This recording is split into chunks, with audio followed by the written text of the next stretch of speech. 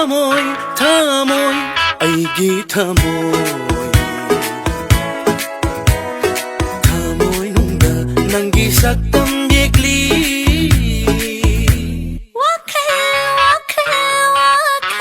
Aigi wakal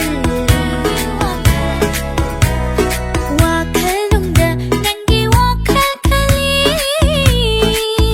Liri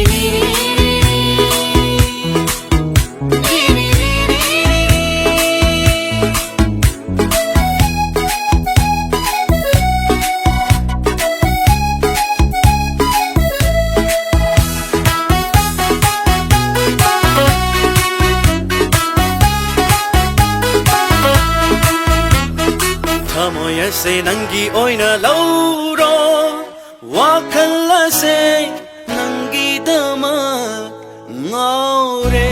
Miko kuning uning duna leire, tata kuning leita fanso khangde. Tumle tumna mangda ui, chatle chatna mita ui. Tumle tumna mangda ui, chadle chadna mita ui. Lairik pare khoi jangde na haktabu ning singi. Pare khoi jangde na hatabu ning singi. Thamoi, thamoi, thamoi, aigi thamoi. Thamoi nungda nangi saktam yekli. Wakal, wakal, wakal, aigi wakal. Wakal nungda nangi wakal kali.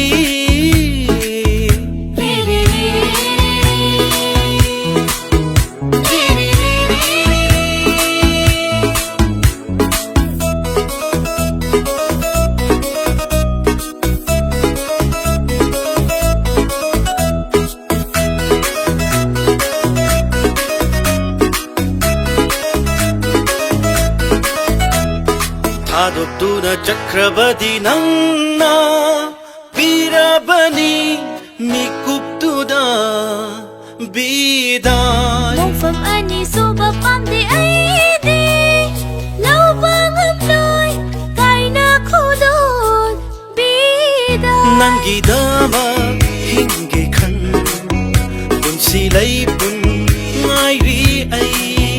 Nangi dama hingi khan bunsi laybon wairi ay. Manglan kaya mangle ay lusinaka ubiro. Manglan kaya mangli ay lugsinaka ubiro. Thamoi, Thamoi, Thamoi, aigi Thamoi. Thamoi nungda nangi saktam yekli. Wakal, wakal, wakal, aigi wakal.